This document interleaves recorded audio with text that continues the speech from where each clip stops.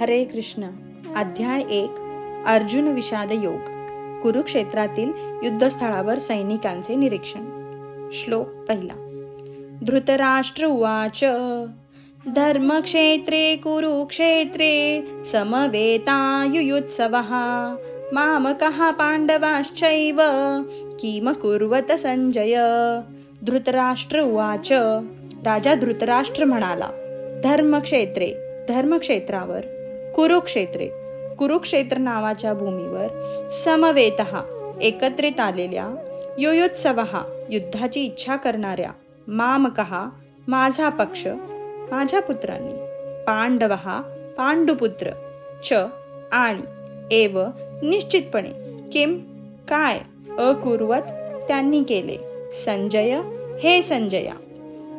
धृतराष्ट्र म्हणाला, हे संजया, कुरुक्षेत्र या पवित्र धर्मक्षेत्रावर एकत्रित आल्यानंतर युद्धाची इच्छा करणाऱ्या माझ्या आणि पांडूच्या पुत्रांनी काय केले.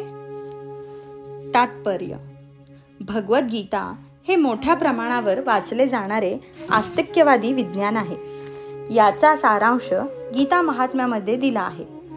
त्या ठिकाणी सांगण्यात आले आहे की मनुष्याने भगवान श्रीकृष्णांच्या भक्तांच्या सहाय्याने भगवद्गीतेचे अत्यंत काळजीपूर्वक अध्ययन केले पाहिजे आणि या प्रकारे वैयक्तिक हेतुपूर्वक अर्थ न लावता कृष्ण भक्ताकडून ती समजून घेतली पाहिजे.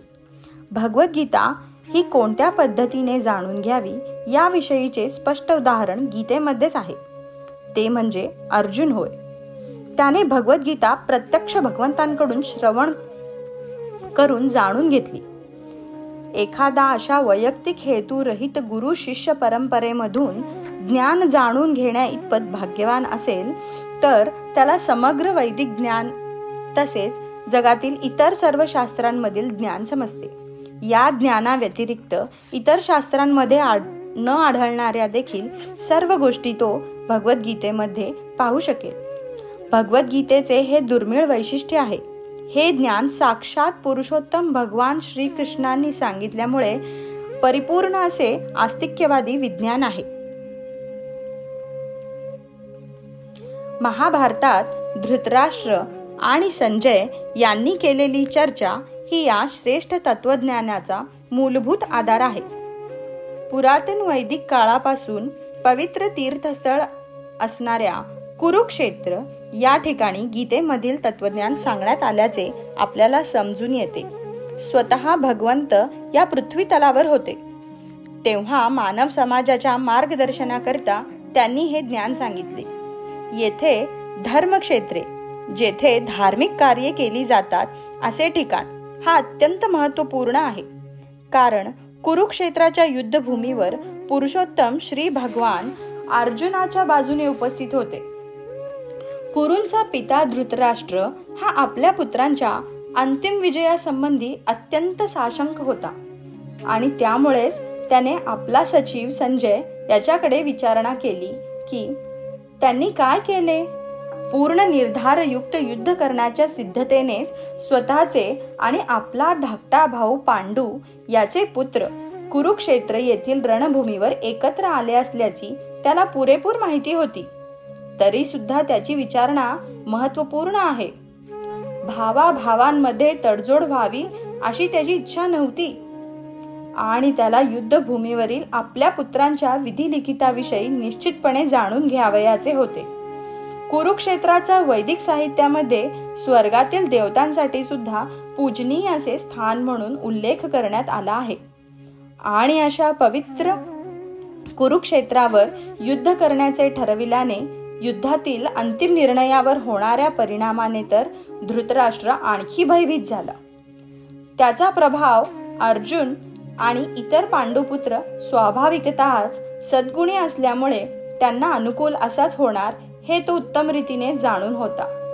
संजय हा व्यासांचा शिष्य होता. तो जरी धृतराष्ट्राच्या कक्षामध्ये होता तरी व्यासांच्या कृपेने तो कुरुक्षेत्र येथील युद्धभूमी पाहू शकत होता. यासाठीच धृतराष्ट्राने युद्धभूमीवरील परिस्थितीची त्याच्याकडे विचारणा केली. पांडव आणि धृतराष्ट्राचे पुत्र हे दोघेही एकाच कुटुंबातील होते. पण या ठिकाणी धृतराष्ट्राचे अंतर्मन उघडे करून दाखवण्यात आले आहे.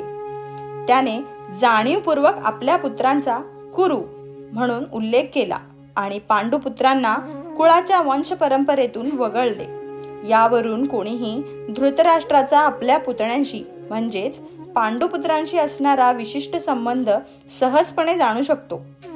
प्रारंभी केलेल्या चर्चेवरून हे निश्चित आहे की ज्याप्रमाणे भाताच्या शेतामधून अनावश्यक तृण काढून टाकले जाते, त्याप्रमाणे धर्मपिता भगवान श्रीकृष्णांच्या उपस्थितीत कुरुक्षेत्रावर तृणवत अशा धृतराष्ट्राच्या पुत्रांसहित इतर सर्वांचा समूळ नायनाट केला जाईल आणि युधिष्ठिर प्रमुख असलेल्या धार्मिक वृत्तीच्या लोकांची स्थापना स्वतः भगवंत करतील. धर्मक्षेत्रे आणि कुरुक्षेत्रे या शब्दांचा ऐतिहासिक आणि वैदिक महत्वासोबत हेही विशेष महत्व आहे. हरे कृष्ण.